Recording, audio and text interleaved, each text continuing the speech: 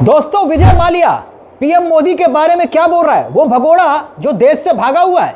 दोस्तों, मोदी जी का क्या हाल हो गया है? पहले ट्रंप 7 समंदर पार से निशाने पर निशाने साध रहे थे, अब तो एक भगोड़ा यानी कि एक ऐसा शख्स जिसका नाम है विजय माल्या, वो पीएम मोदी पर उंगली उठा रहा है। विजय माल्या के नाम से ये शख्स जाना जाता है। वो विजय माल्या जिसकी वजह से इन्हीं मोदी सरकार की काफ़ी फजीयत हुई।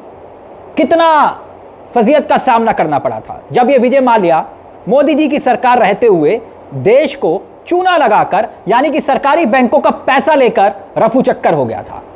एक भगोड़ा, बताइए, मोदी जी का नाम लेकर ऐसे ऐसे दावे कर रहा है जो ना सिर्फ हैरान कर रहे हैं, परेशान कर रहे हैं, बल्कि सोचने पर मजबूर कर रहे हैं कि क्या पीएम मोदी के इर्द गिर्द ऐसे लोग हैं जो उन्हें गलत जानकारी दे रहे हैं। बाकायदा विदेश में इसी विजय माल्या ने एक पॉडकास्ट किया, पॉडकास्ट हुआ और उसी पॉडकास्ट में एक आर्टिकल दिखाकर पीएम मोदी को झूठा साबित करने की इस विजय माल्या ने कोशिश की। बताइए, हमारे देश के प्रधानमंत्री कभी झूठ बोलते हैं? नहीं ना। दरअसल बात सिर्फ इतनी नहीं है दोस्तों, विजय माल्या यह कह रहा है कि मोदी सरकार यह बताए कि वो विदेश भागा तो भागा कैसे। वो भागा ही नहीं, वो भागा नहीं दोस्तों। वो ये शख्स दावा कर रहा है देश में जिसे भगोड़ा कहा जा रहा है, वो कह रहा है मैं भागा नहीं हूं। खूब किरकिरी हुई थी, सवाल उठे थे, दावा हुआ था कि यह शख्स विजय माल्या सरकारी बैंकों का 9,000 करोड़ रुपया लेकर रफू चक्कर हो गया। मगर विजय माल्या ने इस पॉडकास्ट में पूरे सबूत देने की कोशिश की, एक एक सबूत दिखाने की कोशिश की विजय माल्या ने इसी पॉडकास्ट में, जिसमें उसने यह दावा किया और उसके दावे के मुताबिक सरकारी बैंक का 6,000 करोड़ उस पर कर्जा था। वो कह रहा है कि 9,000 करोड़ कहां से आ गए। बाकायदा इसमें से एक एक डिटेल वो दे रहा है। उसके बाद विजय माल्या एक और आर्टिकल दिखाता है और ये आर्टिकल आप खंगालेंगे तो आपको हो सकता है कि तमाम अखबारों में, पुरानी अखबारों में मिल जाए। और इस आर्टिकल में लिखा हुआ है कि पीएम मोदी इंटरव्यू दे रहे थे तो उन्होंने ये कहा था कि 9,000 crore but government recovery 14,000 crore. दोस्तों, अब आप याद कीजिए 2019 का वो दौर, 19 जब चुनाव हो रहे थे लोकसभा के, वो लम्हा जब पीएम मोदी एक एक करके अपने चहीते स्टार्स एंकर को इंटरव्यू दे रहे थे पकड़ पकड़ के। तब उस वक्त वो दावा कर रहे थे कि विजय माल्या को 9,000 करोड़ लेकर वो भागा, हमने उससे 14,000 करोड़ रुपए वसूल लिए। तो विजय माल्या ने इन्हीं आर्टिकल का हवाला देते हुए कहा कि पीएम मोदी इस तरह की जानकारी क्यों दे रहे हैं। यानी वो साबित कर रहा था कि पीएम मोदी ने झूठ बोला। जब विजय माल्या पूरी डिटेल के साथ ये दावा कर रहे थे कि 9,000 करोड़ की देनदारी मेरे ऊपर थी ही नहीं, जब मैंने 6,000 करोड़ के आसपास लोन लिया या कर्ज लिया।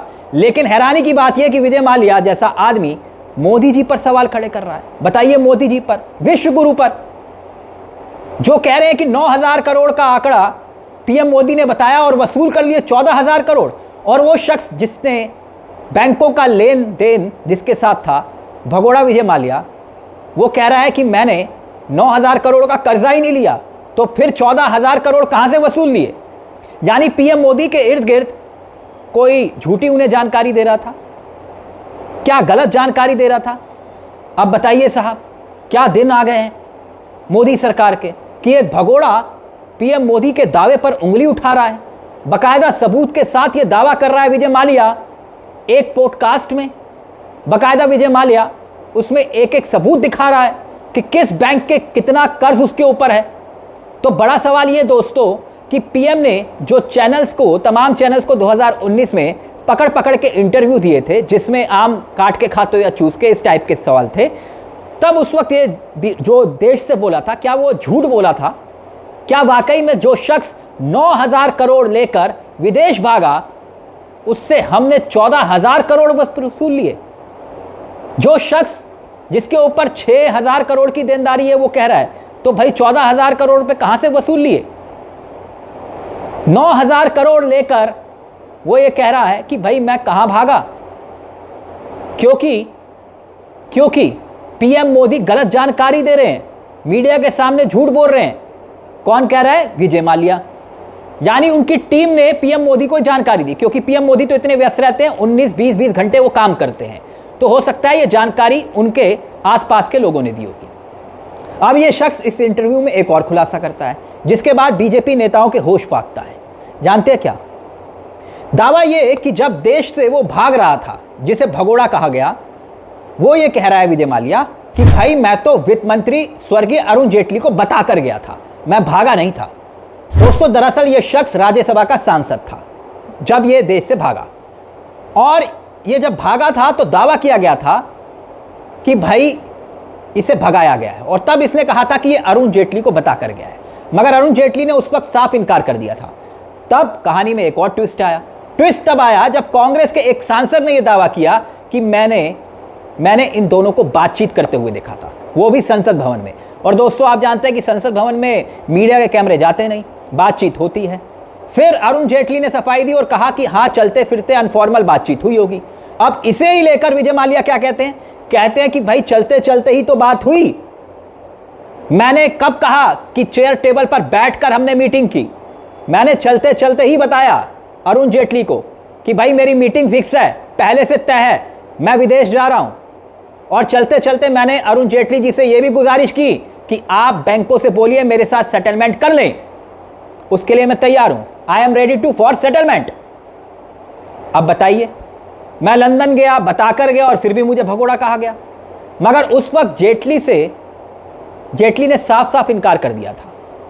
मगर अब विजय माल्या सबूत के साथ ये दावा कर रहे हैं, ये बता रहे हैं, अपनी बात रख रहे हैं कि भाई मैं भागा नहीं था। हालांकि अरुण जेटली अब हमारे बीच में नहीं है दोस्तों, वो स्वर्गीय अरुण जेटली हैं और बड़े नेता रहे, बड़े एडवोकेट रहे।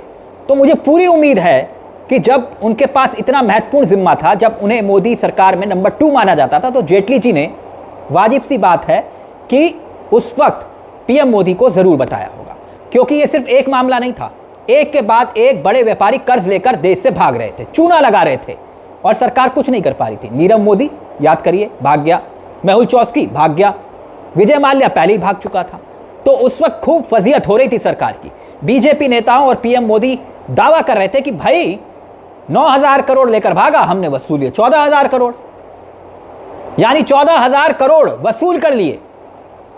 और वो शख्स कह रहा है कि भाई मेरे ऊपर 9,000 करोड़ का कर्जा ही नहीं था, तो मेरे से 14,000 करोड़ रुपए आप वसूलेंगे कैसे? तो वही सवाल, क्या मोदी गलत जानकारी दे रहे थे या फिर उनको कोई गलत आंकड़े दे रहा था?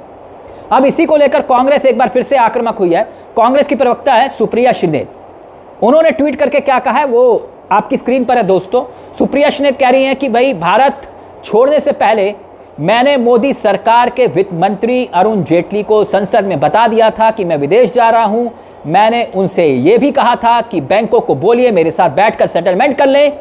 इसके बाद मैं संसद से सीधा दिल्ली एयरपोर्ट के लिए निकल गया। यानी उसी बयान को उन्होंने ट्वीट किया है जो बयान विजय माल्या ने दिया, और बाकायदा नीचे उनका पॉडकास्ट भी। इतना ही नहीं, कांग्रेस के एक और प्रवक्ता पवन खेड़ा साहब भी बहुत तीखा प्रहार कर रहे हैं। वो वाला जिसमें सरेंडर वाली बात जो राहुल गांधी ने कही थी, ठीक उसी तरह से सरेंडर की बात कहते हुए पवन खेड़ा ने जो ट्वीट किया है वो भी आपकी स्क्रीन पर है दोस्तों।